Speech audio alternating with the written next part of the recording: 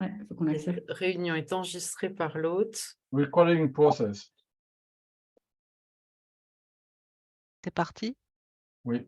C'est parti, c'est parti, c'est parti. Donc, bonsoir à toutes et à Jean. Et, nous avons le plaisir ce soir d'accueillir Dorothée et d'accueillir Isabelle qui vont nous montrer comment on peut apprendre ensemble avec ChatGPT. Cette séance est la troisième et dernière qui clôture l'événement C'est le printemps, que l'on a lancé, comme son nom l'indique, au printemps, au cercle Apprendre ensemble. On vous a précédemment parlé de badge ouvert et de Mastodon il y a 15 jours. Donc voilà, on tirera un petit bilan en termes de participants et puis d'agrément de ce genre d'initiative pour savoir avec vous si vous pensez que ça doit être éventuellement reconduit l'an prochain sous une autre forme peut-être. Pour l'instant, merci de nous retrouver. Merci Anne de nous héberger dans ton Zoom. Et sans tarder, la parole à Dorothée et à Isabelle pour apprendre ensemble avec ChatGPT. Eh bien, bienvenue effectivement à cet atelier sur ChatGPT. N'hésitez pas à poser vos questions dans le chat et puis on espère qu'on aura un moment de questions-réponses aussi à la fin. Et donc, je me lance. Donc, nous sommes Isabelle et Dorothée. On va vous parler de différentes choses. Donc, moi, je vais plutôt axer mon propos sur ChatGPT en lui-même, avec voilà, une rapide présentation, définir ce que c'est qu'un prompt, et puis les limites et les points de vigilance de cette intelligence artificielle. Et ensuite, donc, je passerai la main à Isabelle qui va nous parler de l'IA en général et puis d'autres outils qui peuvent intéresser les formateurs et les formatrices dans leurs activités en lien avec l'IA. Alors ça, c'est l'interface. Donc, ChatGPT, vous pouvez y accéder sur l'URL qui est ici, en haut à gauche. Et donc, lorsque vous entrez dans ChatGPT, vous tombez sur cet écran. Et donc, il vous dit les exemples, première colonne, donc tout est en anglais. Après, vous pouvez interagir avec lui dans toutes les langues, en tout cas en français et en anglais. C'est les langues que j'ai essayées, et probablement d'autres langues, puisqu'il a l'air d'être multilingue. Donc, vous pouvez lui poser tout un tas de questions, lui demander de lui proposer des instructions. Donc, il a la capacité de se souvenir de vos conversations et il est entraîné pour ne pas répondre aux questions qui seraient inappropriées.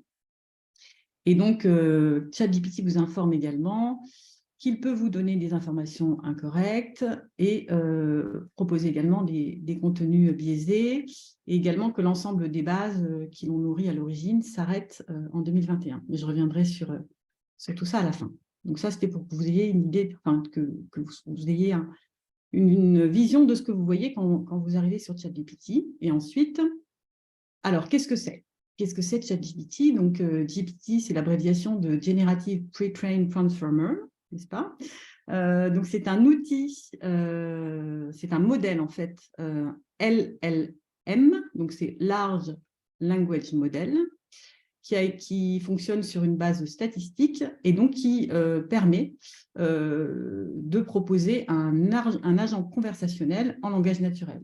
C'est-à-dire que c'est comme un bot ou un chat avec lequel vous pouvez engager une conversation. Donc, il a été entraîné à partir de données Internet sans distinction de fiabilité des données. C'est-à-dire que toutes les données ont été traitées au même niveau. Il n'y a pas eu de filtre, ni de vérification de la fiabilité des données. Et donc, aussi bien à partir de livres accessibles et disponibles, d'articles, de sites commerciaux. Je vous ai mis également la quantité de données qui l'ont nourri en entrée. Donc, c'est donc 570 gigaoctets, soit 300 milliards de mots. Et ensuite, il a été entraîné à partir de ces mots-là. 2 mois après son lancement, il comptait déjà 2 millions d'utilisateurs. Alors, qu'est-ce qu'il fait ? Pardon ? 100 millions. 100 millions, j'ai dit quoi ? 2 millions. 2 millions. Non, 100 millions. 2 mois après son lancement. Donc, qu'est-ce qu'il fait ? Il va répondre à des questions ou des instructions, aussi appelées prompts. Et en fait, il va produire des réponses statistiquement probables. D'accord? C'est-à-dire qu'il va regarder en fonction de la manière dont il a entraîné, finalement, qu'est-ce qu'il est le plus probable d'avoir comme succession de mots à la question que vous allez lui poser. C'est-à-dire qu'il ne va pas aller chercher sur Internet la réponse, c'est lui qui produit lui-même la réponse à partir donc de l'entraînement qu'il a reçu et de la quantité de données qu'il a reçues en entrée. N'hésitez pas à m'arrêter si vous avez des questions. Si on n'a pas, eh bien, on se lance. Je peux peut-être poser la question si vous avez testé. Est-ce que vous avez testé? Vous pouvez répondre dans le chat. Est-ce qu'il y en a parmi vous qui ont testé voilà, ChatGPT? tout à fait. Merci Isabelle. Ah, il y a eu des curieux. Donc, on a plutôt en tout cas, les personnes qui répondent qui sont des utilisateurs et des utilisatrices. Souvent, ok. Super. Alors, c'est vrai que je ne l'ai pas reprécisé au démarrage, mais bon, voilà, cet atelier, c'est vraiment un atelier de découverte. Donc, pour les personnes qui le manient fréquemment, effectivement, ce sera probablement des choses que vous connaissez par cœur. Donc, n'hésitez pas à intervenir, à me corriger, à me compléter si vous en ressentez le besoin. Voilà. Donc là, en fait, pour préparer cet atelier, je lui ai demandé finalement de travailler sur la définition d'un prompt. Ça me permet à la fois de vous montrer ce qu'il est capable de faire et de vous montrer également la manière dont on interagit avec lui. Donc, vous voyez en bas, c'est écrit « Send a message ». Donc là, vous entrez une question ou une instruction. C'est celle qui apparaît en haut. Qu'est-ce qu'un prompt? Et quasiment instantanément, il va vous répondre. Donc, qu'est-ce que c'est qu'un prompt? C'est une instruction ou une demande donnée à un modèle de langage comme ChatGPT pour lui indiquer ce qu'il doit générer en réponse. D'accord? Bon, je ne vais pas tout lire. Hein. Et donc, en gros, c'est les instructions que vous allez lui donner afin qu'il réponde à une question ou qu'il produise des textes à partir de consignes spécifiques. Donc, il peut s'agir d'une question, d'une phrase incomplète à compléter, d'un scénario à imaginer ou une demande d'explication, de la traduction. Il fait également des résumés. Donc, en fait, il travaille essentiellement à partir de génération de textes. Et bien sûr, il précise que la qualité de ce qu'il va vous fournir en sortie dépendra bien sûr de la qualité du prompt. Alors là, il ne reprécise pas que ce qu'on a vu sur la première page, que les informations ne sont pas nécessairement toujours fiables et qu'elles nécessitent d'être vérifiées. On peut voir déjà, oui, Dorothée, par rapport à la question que tu as posée, oui, c'est qu'il est très bavard. Parce qu'en fait, la question, elle est courte. Et si on ne lui précise pas de répondre en une seule phrase ou en une dizaine de mots, il va vraiment écrire un ou même voir, comme ici, plusieurs paragraphes sur la thématique. Tout à fait. Et en fait, vous allez voir, si vous l'utilisez, vous pouvez affiner sa réponse, c'est-à-dire qu'une fois qu'il a répondu ça, par exemple, si moi j'avais voulu une réponse plus succincte, je pourrais lui demander, peux-tu me proposer une réponse en un paragraphe? Et à ce moment-là, il retravaille sa réponse et il l'a fait en un paragraphe. Vous allez voir, du coup, c'est ce que j'ai fait dans les questions qui suivent. Voilà. Donc, après, je lui ai demandé de me lister les meilleurs prompts sur le prompt. Et donc c'est ça qui est intéressant, c'est que vous pouvez aller assez loin dans ce que vous lui demandez. Et donc, ayez toujours en tête, les réponses qu'il vous propose, ce sont donc des résultats à partir de la base de données de mots qu'il a et de la probabilité statistique de ce à partir de quoi il a été entraîné sur ces bases de données. Donc là, quand je lui demande de me donner la liste des meilleurs prompts, eh bien, il donne des exemples de ce que c'est qu'un bon prompt selon lui. Donc, par exemple, si on voulait être plus précis que ma question initiale qui était « qu'est-ce qu'un prompt ?», on pourrait lui demander « qu'est-ce qu'un prompt ?» et son rôle dans la génération de texte.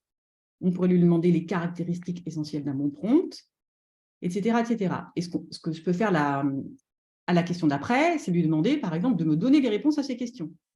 Ouais. Si je lui demande de me donner les réponses à ces questions, je n'ai pas besoin de repréciser de quoi je parle parce qu'il garde l'historique des questions précédentes et donc il suit la conversation comme pourrait le faire finalement un interlocuteur humain qui suivrait le fil de notre discussion. Je vois qu'il y a une question de Jean.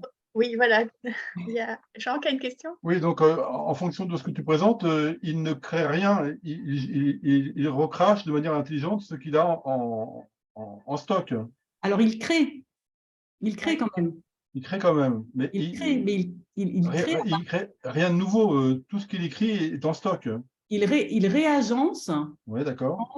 ce qu'il sait pour comme étant ce qui est statistiquement le plus probable de la réponse. Alors, est-ce que le réagencement est une création?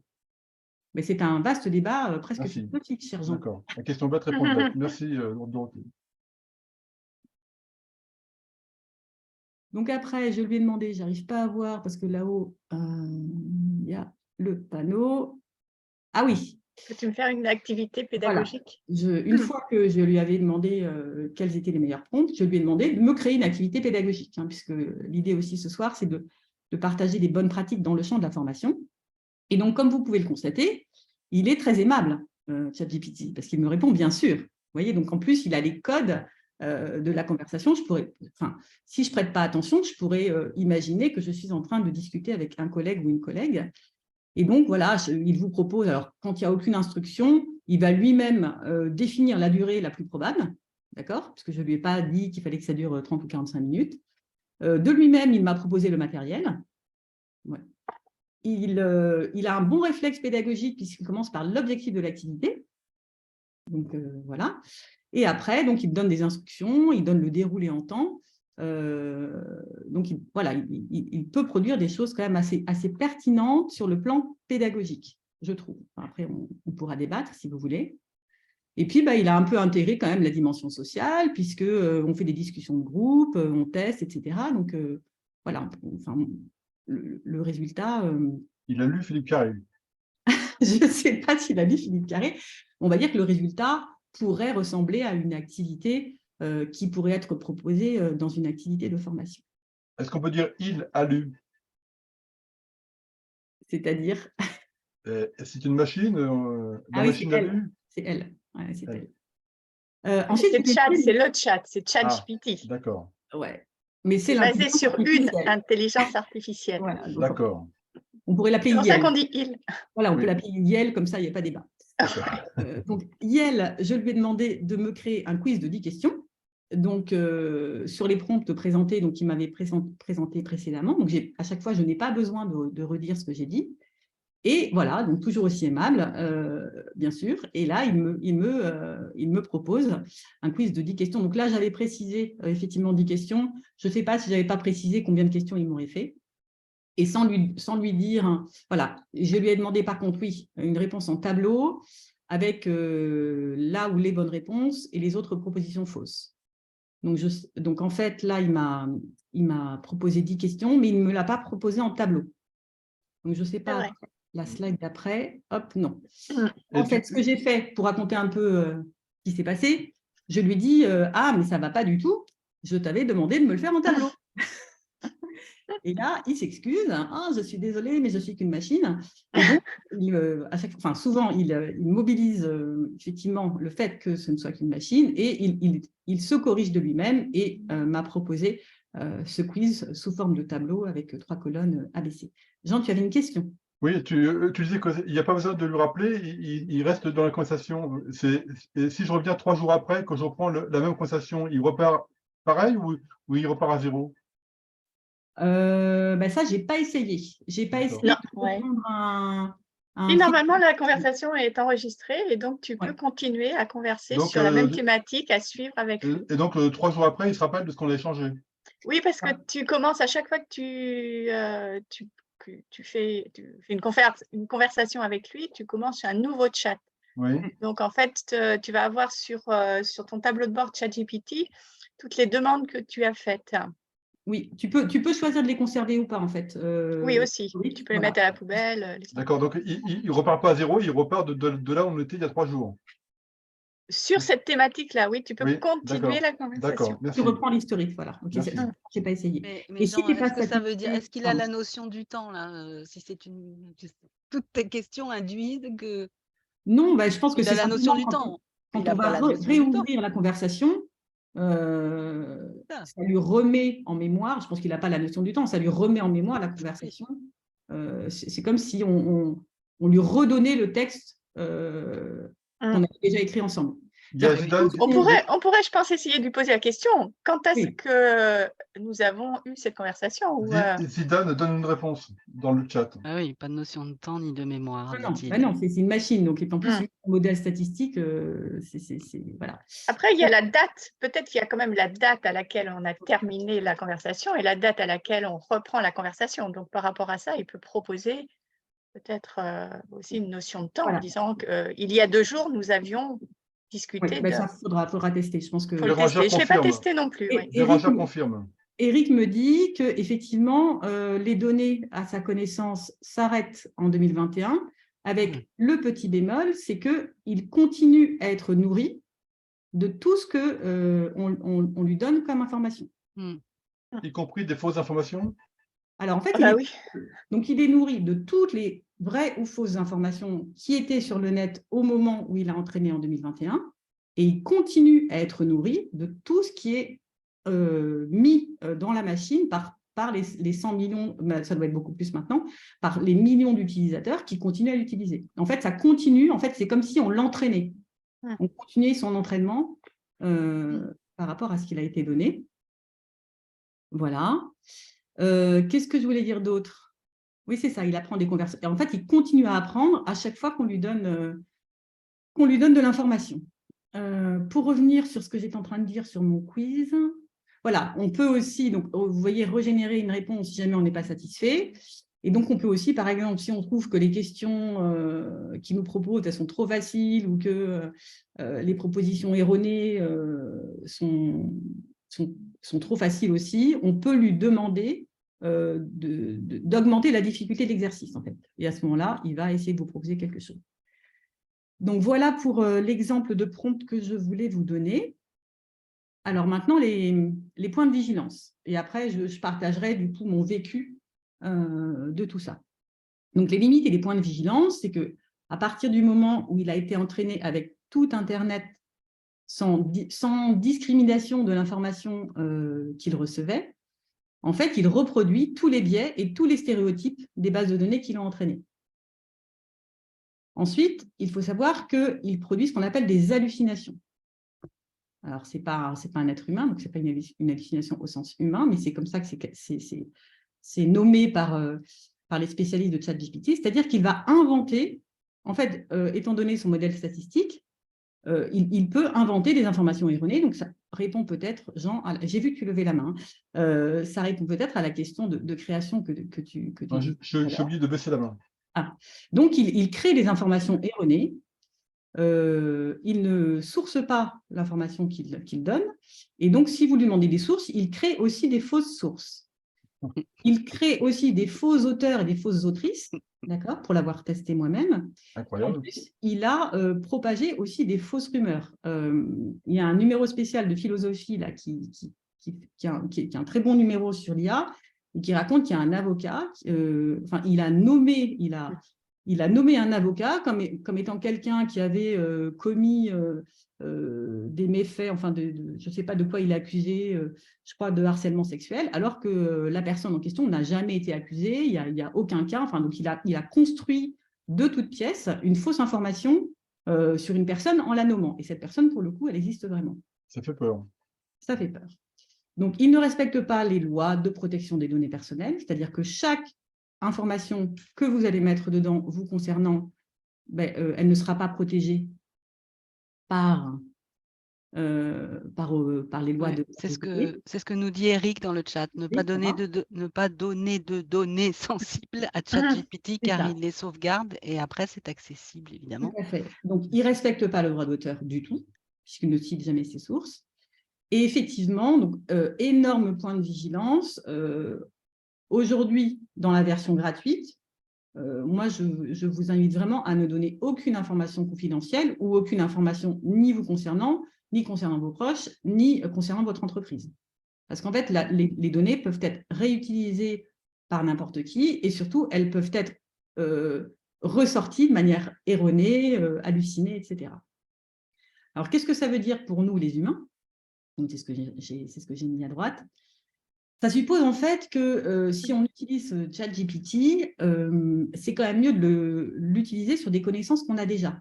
C'est-à-dire que c'est important d'être en capacité, nous-mêmes, de faire ce qu'il ne fait pas. C'est-à-dire que de vérifier l'information, de la discriminer et d'identifier aussi les modèles de pensée sous-jacents. Et ça, en fait, on ne peut pas le faire quand on n'a pas de connaissances sur le sujet sur lequel on l'interroge. On est capable, nous humains, de faire ça, discriminer, repérer les biais, etc., seulement si on a de la connaissance. En fait, sinon, on est aveugle à l'information qui nous est donnée. Pour l'avoir testé, sur certains tests, en fait, il avait un biais, bon, ça ne va pas être une grosse surprise, mais il avait un biais techniciste. Sur certaines réponses qu'il m'a données aussi sur d'autres sujets, il avait un biais genré, mais ce qui est normal, puisque c'est les bases de données 2021. Et puis, je l'ai aussi surpris en flagrant délit de biais hiérarchique, c'est-à-dire que, d'une certaine forme de hiérarchie, au sens où je lui ai demandé de me créer un atelier pour des managers, d'animation, de facilitation pour des managers, et je lui demande de me faire un atelier qui utilise la fantaisie. Et donc, il commence, il me dit, ben voilà, donc on a les managers qui seraient des arbres, et puis on a les collaborateurs qui seraient des plantes. Ok, écoute, moi, ça ne me va pas.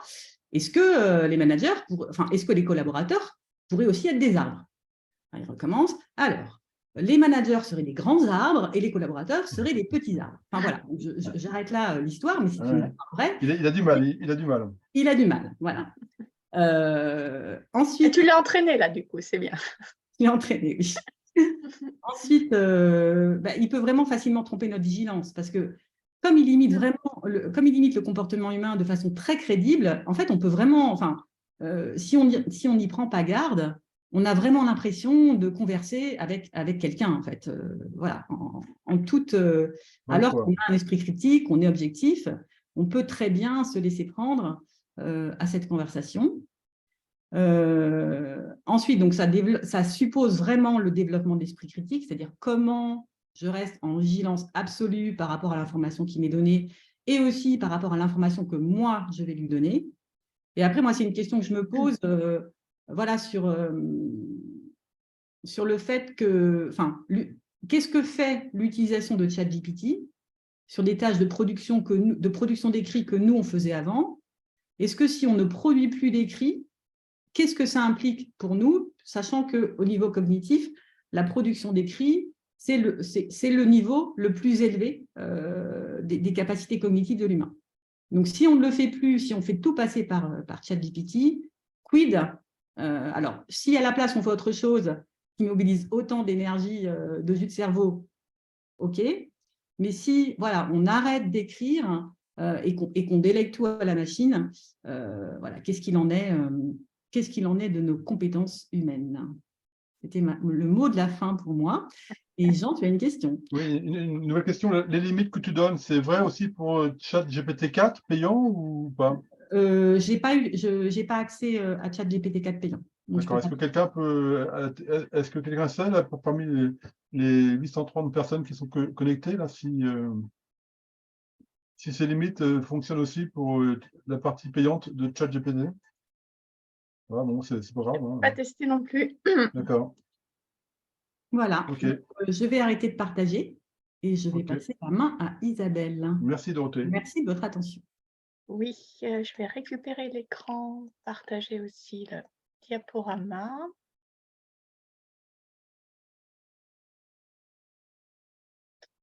Alors,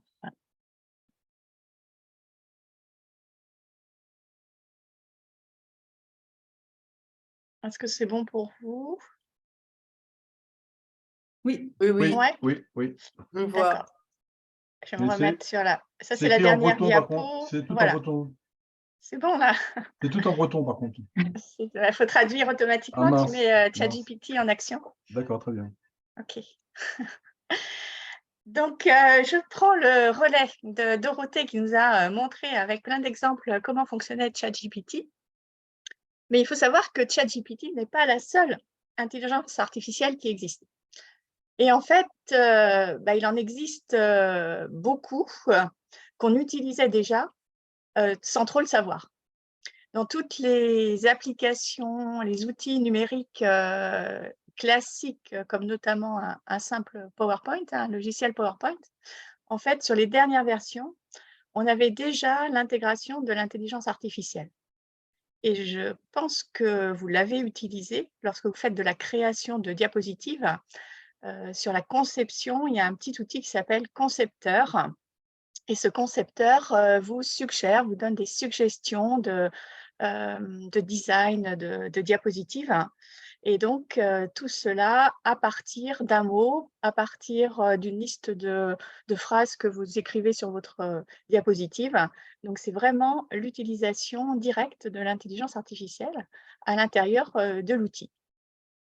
Donc, vous voyez déjà, il est présent, on a commencé à s'y habituer sans trop le savoir. Lorsque vous utilisiez peut-être aussi des outils un petit peu utilitaires, un petit peu ludiques, comme des générateurs, des générateurs de logos, ou pour trouver des nouveaux noms, il y a toute une gamme d'outils comme ça qui est sur Internet et vous faites votre proposition. Et comme par magie, on vous propose une mise en page qui correspond à la thématique que vous avez insérée sur le champ texte. Alors, tous ces logos, tous ces générateurs de logos fonctionnent également avec l'intelligence artificielle. C'est comme ça qu'on a fait le logo du cercle APE. C'est vrai? Non, pas du tout, non. Non, non, c'est de la créativité à l'état pur, de la créativité humaine. Ça se voit, ça se voit. Ouais. Mais il faudrait tester pour voir ce que ça donne si on met cercle APE, s'il reconnaît quelque chose. Au moins, je pense qu'il y aura un cercle qui apparaîtra. Où est-ce qu'on la trouve encore un petit peu dissimulée? C'est sur des plateformes LMS, alors qui ne sont pas des plateformes les plus connues, les plateformes de formation à distance, mais qui commencent à se faire remarquer, notamment Didask, RiseUp, et je crois qu'il y avait une nouvelle aussi qui s'appelle TeachUp, qui fait aussi, qui pratique l'utilisation de l'intelligence artificielle et il la présente sous forme de fonctionnalité d'adaptative learning. Et ça veut dire quoi? Ça veut dire tout simplement qu'en fait, lorsqu'ils vont proposer de la production d'exercices, les exercices vont s'adapter au comportement de l'apprenant. Si, par exemple, un apprenant a été très à l'aise avec un texte à trous, un texte lacunaire, Dorothée, à ce moment-là, on va lui proposer d'autres exercices qui vont être du même type. Parce qu'on sait que c'est un exercice qu'il aime faire et qu'il est à l'aise avec ce format d'exercice. Donc, on peut s'en servir aussi pour faire de la différenciation pédagogique. Donc, lui proposer des ressources de différents niveaux suivant le résultat qu'il a donné au quiz. Donc, le suivi est un suivi paramétrable qui lui permet d'avoir une certaine progression tout au sein de son parcours de formation. Donc, tout va être enregistré et pour pouvoir lui proposer quelque chose qui correspond un peu plus à son environnement d'apprentissage, à sa manière d'apprendre et lui permettre aussi d'interagir entre pairs. Voilà, donc ça, c'est des choses qui sont déjà en place, qui sont proposées. On n'a pas encore de recul par rapport à ça. Qu'est-ce que ça induit? Est-ce que les apprenants apprennent mieux quand on leur propose de tels contenus? Ça soulève bien sûr beaucoup de questions, peut-être des problèmes aussi pédagogiques. En tout cas, on peut essayer d'explorer cet aspect-là, d'introduire l'intelligence artificielle à l'intérieur des plateformes. Et peut-être sur d'autres outils qui sont des outils tout simples que vous Il y a une connaissez. personne qui a levé la main, Isabelle. Ah, je n'ai pas vu. Oui, Oui. vous m'entendez là parce que j'ai mon micro, il ne marchait plus très bien. Est-ce que vous m'entendez? 5 sur 5. Anne, oui. Oui, en fait, ma question, elle est par rapport à ce que tu viens de dire là pour les exercices qui sont proposés en fonction des résultats. Ça veut dire que sans qu'on les paramétrait avant, en fait, parce que ça, c'est paramétrable déjà dans une plateforme de formation. Oui. Mais là, ce que tu es en train de dire, c'est que ça, maintenant, ça existe dans ces plateformes. C'est la plateforme qui gère elle-même ces choses-là. Voilà, ce n'est pas le formateur qui va proposer Oui. le parcours et la scénarisation avec les types d'exercices différents. Ça va être vraiment suite aux résultats donnés, suite au comportement de l'apprenant sur les exercices qu'on va lui proposer. Alors, il aura le choix, sur certaines plateformes, il a le choix de refuser ou d'accepter, d'aller plus loin. Oui. Mais en effet, c'est quelque chose qui est complètement indépendant d'une programmation, d'une préparation aussi D'une programmation. C'est ça que je voulais dire. C'était le fait de l'avoir programmé à l'avance. Bon, là, c'est la plateforme qui… oui, d'accord. Merci pour ta réponse. Et par exemple, je ne sais pas si certains et certaines d'entre vous utilisent Duolingo. Bien, il y a une brique IA dedans, hein, c'est-à-dire qu'en fonction des erreurs que l'on fait, il va reposer des questions qui reprennent les erreurs précédentes. Voilà. C'est une IA qui le fait. Ouais. Et Quizlet aussi le fait sur la présentation des cartes mémoire. On a un mode de questionnement qui est basé là-dessus. On peut apprendre et l'outil va reproposer les cartes où les réponses ont été fausses. Et on peut reprendre plusieurs fois un set de cartes et mémoriser les différentes définitions qui sont en général proposées sur ce genre de cartes mémoire. Donc, les outils comme des outils indépendants, en fait, ce sont des petits outils. J'appelle ça des petits outils, ils sont quand même assez connus et bien implantés dans le domaine de la formation, comme Padlet, Canva, Render Forest pour les vidéos pédagogiques, Quizlet. Donc, intègrent ou ont déjà intégré des fonctionnalités qui permettent pour Padlet, c'est au niveau de la proposition d'images. On peut créé une image avec Padlet. Canva, c'est également sur du texte, sur des documents. Il y a plusieurs fonctionnalités d'utilisation de l'intelligence artificielle. Et Render Forest, c'est aussi assez magique. Vous faites une proposition de scénario avec une phrase, un homme qui travaille, près d'un ordinateur dans un jardin et il va vous faire une scène, plusieurs diapositives qui correspondent à ce que vous avez proposé. Gratuit ou payant? C'est dans la version Alors, gratuite? c'est gratuit et c'est freemium. Il y a une partie gratuite. Mais dans la partie gratuite, on a ces outils d'intelligence artificielle. Oui. Ah, d'accord. Oui, dans la partie gratuite. Il y a certains, en effet, qui vont l'utiliser de mémoire. Je crois qu'il y a un outil d'infographie qui utilise l'intelligence artificielle, mais il l'a proposé simplement au compte premium. Voilà, donc vous voyez que le paysage de l'intelligence artificielle, il était déjà présent. On en a beaucoup entendu parler parce qu'en fait, l'outil ChatGPT a été ouvert à tous en fin d'année 2022. Et donc, tout le monde s'est précipité dessus, a pu tester et on a vu tout de suite aussi les différentes particularités de cet outil. Alors, les autres outils sont aussi bluffants que ChatGPT, chacun à leur manière. Parmi ceux que je vais vous proposer, j'en ai choisi 3. Un des premiers outils permet la réalisation d'une carte mentale. Il s'appelle Whimsical. Il est également freemium. Ce que vous pouvez faire là à partir d'un simple mot, par exemple, là, j'avais noté une ressource, critère d'une ressource multimédia idéale. Donc, je mets simplement cette succession de mots sur la racine dans le nœud principal et en cliquant sur les petites étoiles qui sont en violet, donc ça c'est la fonctionnalité d'intelligence artificielle, sur ces petites étoiles, en quelques secondes, vraiment de manière très très rapide, beaucoup plus rapide que que si j'avais eu à le taper moi-même et à l'écrire à l'écran, je vais avoir toute cette succession de propositions. De la même manière que ChatGPT, c'est très rédactionnel, hein, on n'a pas simplement des mots-clés qui sont proposés, on a véritablement des phrases et je peux continuer à interroger l'outil de branche en branche et aller plus précisément sur des informations qui m'intéressent.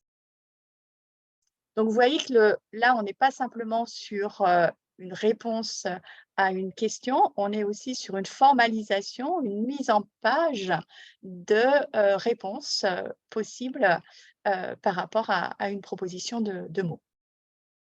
Donc, c'est quelque chose de très pratique à utiliser. Je l'ai, moi, par exemple, beaucoup utilisé pour faire des présentations. Donc, ça permet d'avoir en vraiment quelques minutes une diapositive qui est créée et donc le formateur gagne du temps dans sa préparation. Il y a Zidane qui apporte une précision dans le chat. Zidane, tu peux préciser là l'histoire des mots-clés? Tu dis que ChatGPT peut créer des mots-clés? On peut poser la question aussi de créer une carte mentale avec des branches et des sous-branches. Et il peut également, c'est vrai que c'est un outil qu'on utilise pour faire de la veille informationnelle, en lui demandant le champ sémantique d'un mot et le champ lexical. Et il va nous donner tous les mots-clés s'y rapportant. Et comme l'a fait Dorothée tout à l'heure, aussi lui proposer de nous les mettre dans un tableau. Et comme ça, on a vraiment tout le travail qui est fait. Et on n'oubliera pas Zidane est de muet. mots.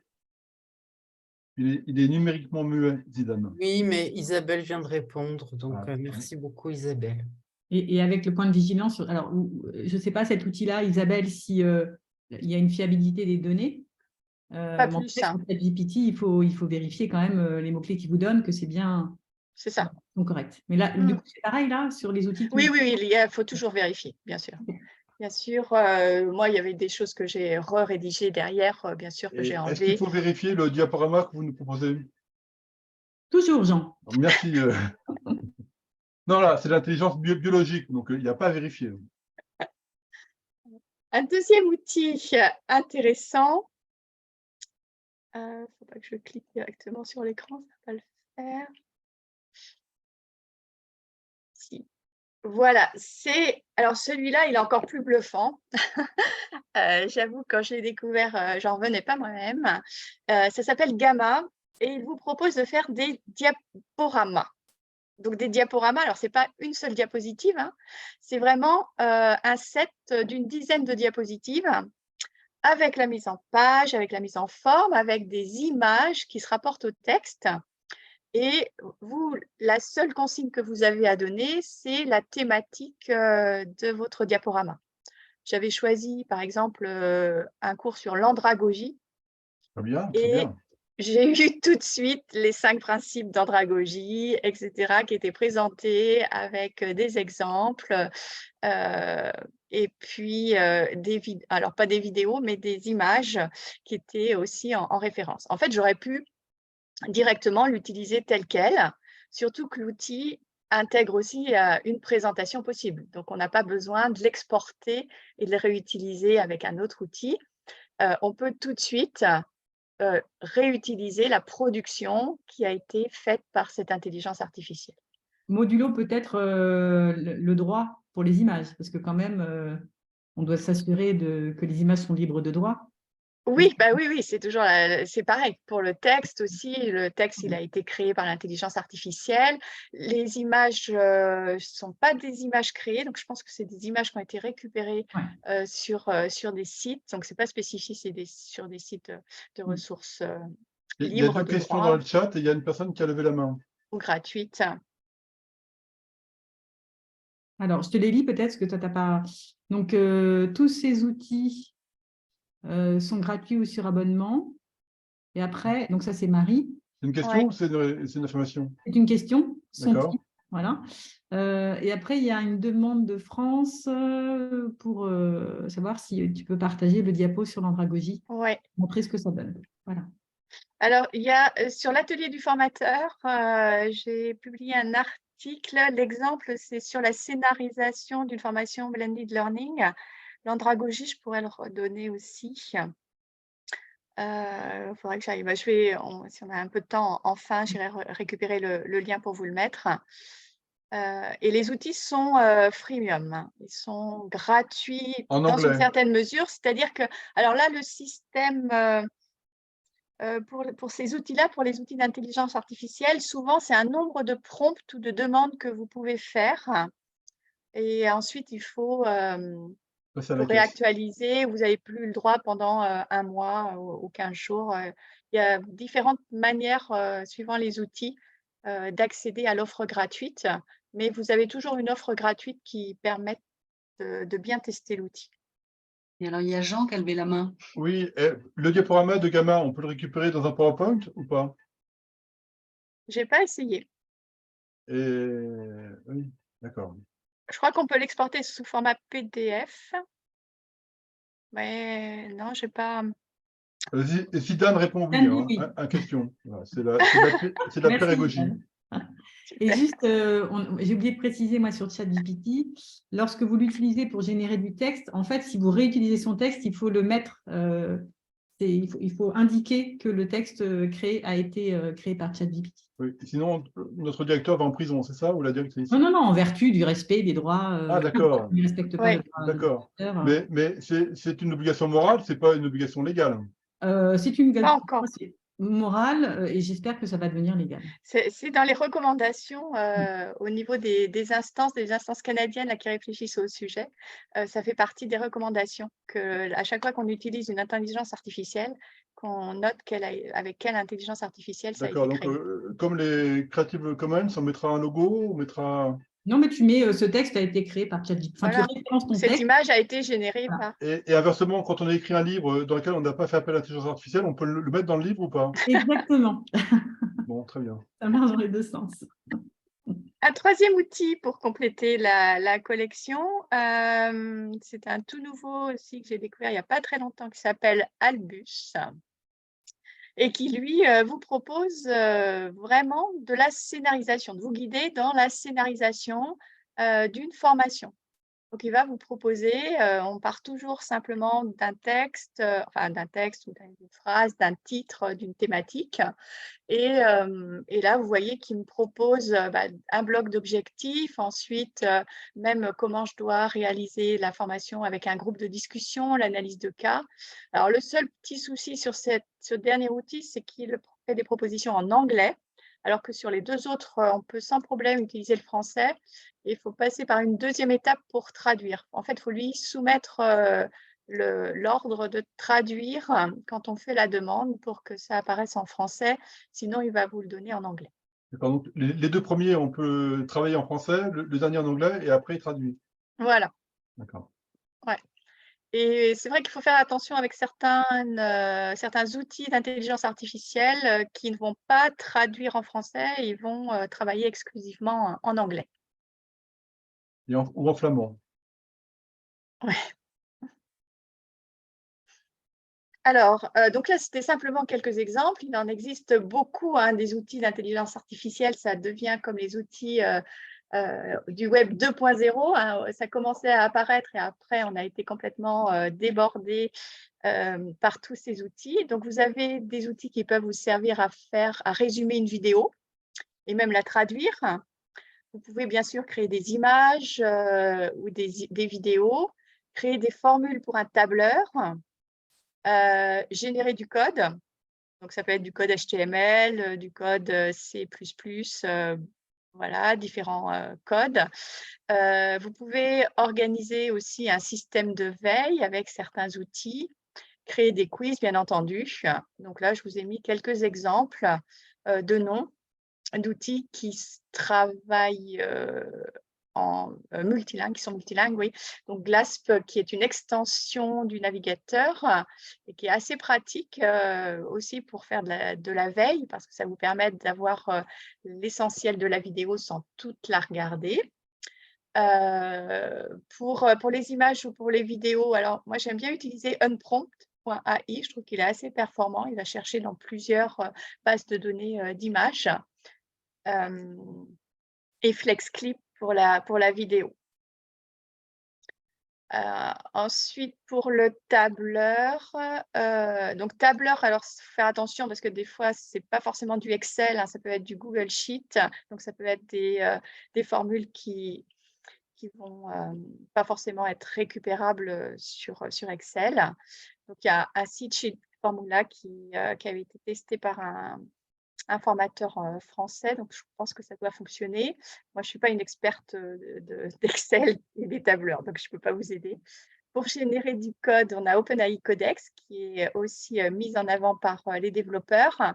Et pour organiser un système de veille, moi, j'ai testé Tascade, qui ressemble à Notion, si vous connaissez l'outil de gestion de projet, qui est vraiment super performant aussi pour faire des propositions et des présentations visuelles très, très attractives, et avec toutes les fonctionnalités de collaboration, de gestion aussi des tâches, en incluant un agenda, enfin bon, toutes les fonctionnalités qu'on trouve dans la gestion de projet.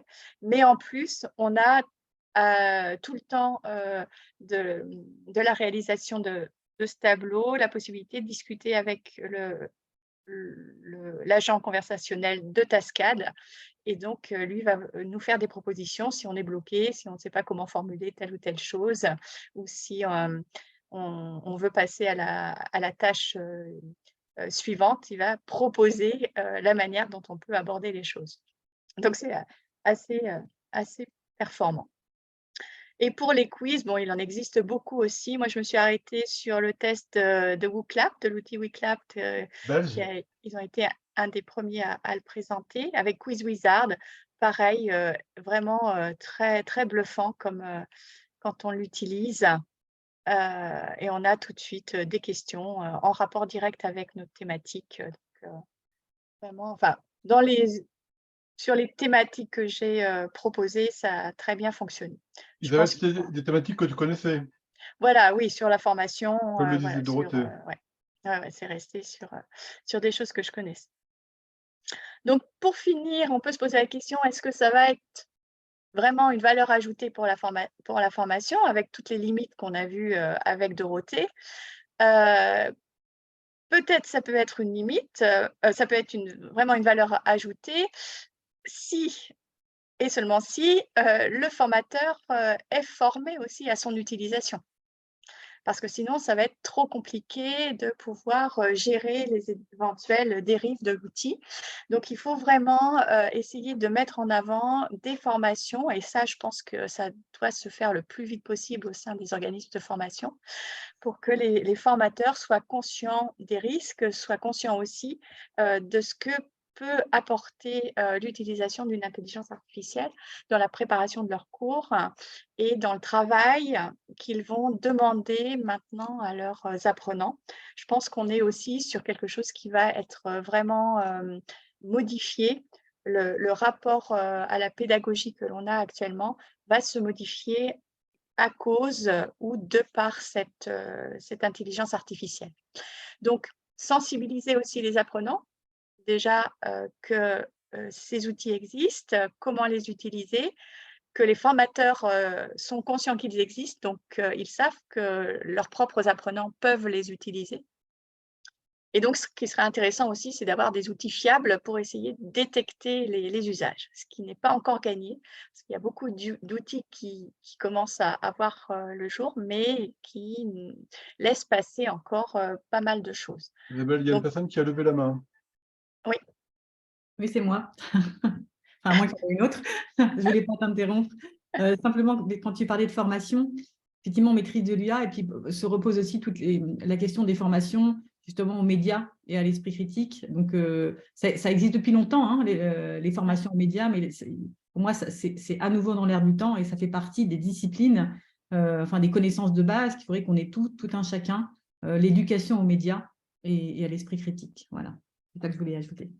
Oui, c'est vraiment dans le prolongement, et ça va faire partie intégrante de ces thématiques.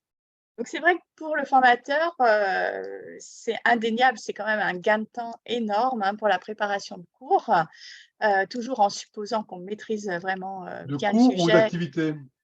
Oui, j'ai mis cours pour faire court. Ah, d'accord. Mais je pense, voilà, session, activité, interaction avec les apprenants. Ça peut également, et j'ai vu pas mal d'exemples d'enseignants qui se servaient de ChatGPT pour faire de la correction de devoirs. Donc, ils proposaient des grilles critériées et donc soumettaient les devoirs. Ou proposaient aussi de lui faire ces grilles critériées pour une correction de devoirs. Et ça permet d'aller beaucoup plus vite après dans la correction de copie.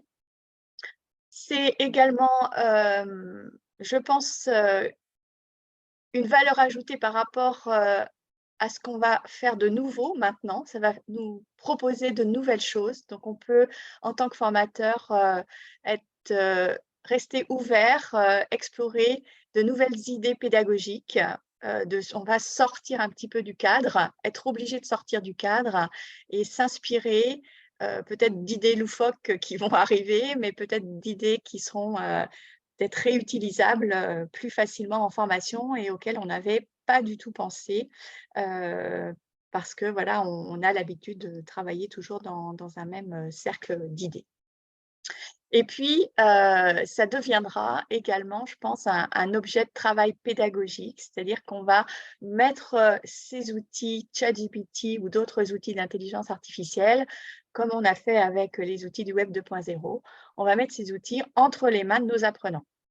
Hein, et d'essayer, et les consignes de travail, ce sera de faire par exemple de l'analyse, de la comparaison, d'aller rechercher si cet outil d'intelligence artificielle répond bien à la demande et comment un travail plutôt de réflexion totalement humaine aurait répondu à la consigne.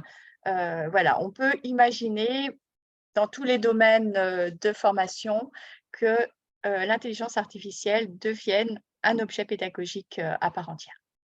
Et juste avant que tu dises ça, Anne avait eu la même idée, puisqu'elle nous partage dans le chat. Ça me donne une idée pour un prochain atelier que je vais animer sur l'évaluation. Je vais demander aux apprenants de créer des grilles avec l'IA et on en fera une critique. Ah oui, c'est ça. Et donc, on a un commentaire de Zidane qui nous dit que je pense que nous sommes à l'aube d'un basculement. Et alors, je suis tout à fait d'accord avec toi, Zidane. Il se trouve que moi, quand j'ai essayé ChatGPT… Un basculement ou un bousculement? Basculement et bousculement, effectivement, c'est mon mot. Basculement, c'était pour moi.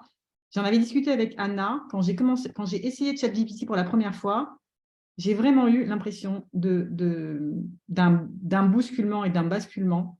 Voilà, ce qui est en train de se passer, le monde ne sera vraiment plus comme avant, tel qu'il est aujourd'hui. En tout cas, c'était mon ressenti et c'est assez bouleversant, je trouve. Donc, j'aimerais bien savoir ce que vous en pensez, vous les uns les autres. Et Isabelle, je te laisse conclure.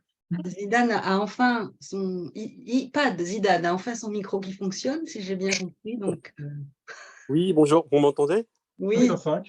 Ah, super. Je suis vraiment très, très heureux et ravi d'être parmi vous aujourd'hui et partager surtout sur l'IA et le basculement. Hein. Oui, bien sûr, je voulais dire bien le basculement et pas le bousculement. Non, mais c'est Mais bien, je crois qu'il y a, bousculement, j'aime bien. mais il y a aussi un bousculement pour nous, je crois. Il y a un Ouais. basculement pour tout le monde.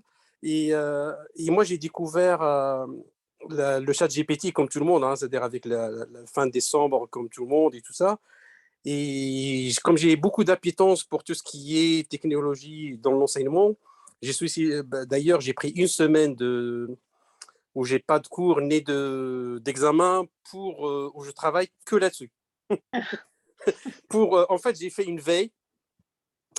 Et il y a pas mal de mots qui ont été, et j'ai trouvé, moi je regrette qu'en France, on donne pas beaucoup on n'est pas très réactif par rapport à ce qui se passe dans d'autres pays, par exemple aux États-Unis, par rapport même beaucoup de pays européens, hein, c'est-à-dire il y a des Anglais aussi qui sont à fond là-dessus et qui sont déjà commencé à parler de l'éthique, l'utilisation de ChatGPT, de l'IA, ça veut dire l'éthique, c'est-à-dire comment on peut l'utiliser. Il y avait un Américain et un Français, je ne me rappelle plus son nom, c'est un universitaire, et c'est lui qui a parlé de basculement. Et c'est exactement ce que vous avez dit dans votre intervention par rapport à l'IA. Je crois à la fin, vous l'avez dit, que, en fait, on va changer le paradigme, c'est-à-dire on va passer de la réponse à la question. Ça veut dire au lieu de demander la réponse, on va leur demander la question et la critique et des analyses. Et là, ChatGPT, il est génial. Il est vraiment génial.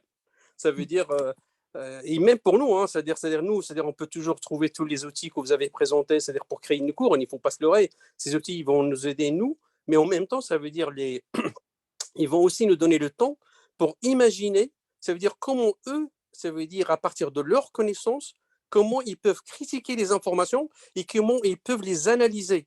Et là, et moi, je trouve ça génial. Ça veut dire on va passer, c'est là où je parle de basculement, ça veut dire on ne va plus attendre la réponse, quelquefois ça ne sert à rien, qu'ils oublient d'ailleurs avec toute la transmission. Et on va passer à quelque chose, c'est-à-dire on va analyser, on va chercher le faux le faux du vrai, critiquer pourquoi c'est comme ça et pas autrement. Et là, je crois, c'est-à-dire l'apprentissage, il prend tout son sens. Hein. Je ne sais pas si vous partagez un petit peu mon... je suis un petit peu dans l'euphorie. Comme je vous dis, ça fait une semaine, là, je fais que ça. Je suis tout... Merci. Merci Voilà, Zidane. on est tous pareils. Réaction par Oui, rapport à c'est l'effet intelligence artificielle. C'est ça, c'est ça. Est-ce que quelqu'un d'autre veut réagir? Bérengère, vous voulez réagir sur ce bousculement, basculement? Ben, je trouve que c'est un vrai bousculement sur nos manières de procéder. Et pendant le webinaire, je testais sur mon téléphone, alors c'est moins En pratique, direct? Gamma, sur débutant et un ordinateur. J'ai mis en mot-clé matériel, à quoi ça sert. Et ne serait-ce déjà le gain de temps sur les images, les illustrations. Alors après, j'ai pas encore lu ce qu'il m'a proposé, mais c'est vraiment un gain de temps. Évidemment, après, il va falloir qu'on contrôle ce qui est noté. Mais pour alimenter, égayer, illustrer, Marié? déjà, rien que sur ça, c'est un gain incroyable parce qu'on met un temps fou à créer un support, à imaginer le scénario, le niveau des apprenants. Et moi, je pense que j'ai des collègues qui vont pleurer, hein, mais pleurer de douleur, ça, il faut qu'ils arrêtent avec le papier crayon, quoi. Mais non, Oui, en oui. fait, il ne faut pas qu'ils arrêtent, Bérengère, mais il faut qu'ils additionnent. pour faire autre chose. Parce que le papier crayon, c'est essentiel en termes de compétences humaines. Mais sur autre chose, sur la créativité. Non, mais ils vont sortir la machine à écrire dans pas longtemps, hein, je promets. Voilà, c'est pas parce que... Donc, effectivement, pour automatiser des tâches qui prennent du temps et qui ne sont pas à valeur ajoutée pour nous, en revanche, voilà, ne déléguons pas toutes nos capacités de création et de créativité à la machine parce que malheureusement, en fait, il faut savoir que les compétences et nos capacités cognitives, si on ne les utilise pas, elles s'usent et elles disparaissent. Moi, je ne peux pas remplacer le papier crayon de la réflexion. C'est ça. C'est juste le support proposé. On va peut-être demander à Lucas, si Lucas veut mettre son micro et sa caméra. Lucas, est-ce que vous voulez réagir là, par rapport à ce débat super fondamental là, sur le nouveau rapport à l'écrit, à l'information, au visuel? Lucas, éventuellement? Ou Marie-Pascale? Alexis aussi qui lève la main. Il y a aussi Alexis, oui, qui a levé la main. Alexis, oui. Anna nous dit qu'il nous reste une minute. J'aurais dû mettre ma caméra, mais je suis désolé. Ce que je vais rajouter, parce qu'il y a un volet que moi j'explore au quotidien, et tout ce qui est lié à la capacité de ressortir l'émotion dans ce qu'on fait. C'est très important. Donc moi, je suis UNICH, et je travaille du digital pendant des années. Intégrer UNICH, c'est tout ce qui est psychologie, qui touche à l'humain, qui ressort l'impression que la personne vit, tout ce qui est sentiment. On ne l'a pas vraiment dans ces outils.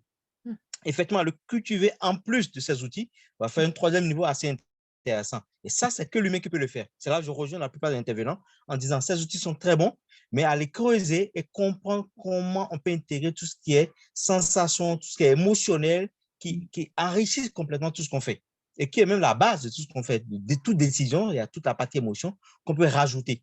Donc, effectivement, creuser cette dimension cognitive forte, aller vers l'humain, comprendre les réactions de l'humain, intégrer ça dans ce qu'on va concevoir. Anna, le mot de la fin peut-être Oui, le mot de la fin. Avant le mot de la fin, moi aussi, je voulais apporter un petit témoignage d'un usage de ChatGPT. Alors, je ne suis pas une utilisatrice régulière de cela. Je l'ai fait que 2 fois, en fait, depuis le début de l'année. Et la première fois, je vais vous la raconter parce qu'elle m'avait été inspirée d'un cours en ligne que j'ai suivi sur la pensée complexe. Et donc, ce cours en ligne très bien foutu, avec des activités collaboratives vraiment excellentes. Et l'une d'entre elles consistait à se mettre en groupe et puis faire un brainstorming autour de tout ce qui sort à l'intérieur du groupe, autour du mot confetti. Donc, des personnes se sont livrées à ça, etc. Je me suis dit, bah tiens, je vais demander à ChatGPT ce qu'il en pense, parce qu'on voyait bien avec le groupe que tous les aspects de confetti sortaient, la fête, l'Italie, la langue italienne, l'histoire, la dimension écologique du truc, etc. Et ChatGPT, donc je lui ai demandé, il m'a sorti un paragraphe standard. Je lui ai demandé au contraire de ce que disait Isabelle, non pas de répondre en une ligne, mais continue à répondre, et quoi d'autre, et quoi d'autre. Et je l'ai torturé comme ça pendant 3 ou 4 reprises jusqu'à ce qu'il soit sec. Il ne fasse plus rien de nouveau. Et je me suis aperçue, en comparant ce qu'il proposait avec ce qui ressortait d'un groupe bon, sur le mode un peu intelligence collective, eh ben, il n'y avait pas la moitié des items, il n'y avait pas la moitié des sujets. Donc, l'intelligence collective, j'en déduis qu'elle demeure l'apanage de nous tous. Et puis, je voulais remercier très sincèrement et chaleureusement Dorothée et Isabelle de la qualité de vos propos, de votre clarté, de leur dimension très imagée et exemplaire qui nous ont vraiment aidés à nous projeter dans des outils qu'on ne connaît pas forcément dans les usages aussi fins que vous en avez fait. C'était absolument passionnant. Et ça donne envie vraiment de refaire des ateliers, c'est le printemps ou même à une autre saison. Donc, merci à toutes et à tous pour votre présence ce soir. Encore une fois, merci à nos animatrices, merci à Anne qui nous héberge et à Hélène qui a tout organisé le système de gestion des participations de cette séance. Et puis, prenez soin de vous, portez-vous bien, à une prochaine peut-être. Merci. Juste, j'ai mis le document, le diaporama dans le chat, hein, si vous voulez le télécharger super. dès maintenant, Super. mais sinon on pourra le faire passer par le cercle. Oui, on va le récupérer. Et puis, ce que je vais faire, si vous en êtes d'accord, Isabelle et Dorothée, c'est le mettre en partage sur la page du site du Cercle APE qui est consacré Oui. à cet atelier sur ChatGPT. Pas de problème. Super.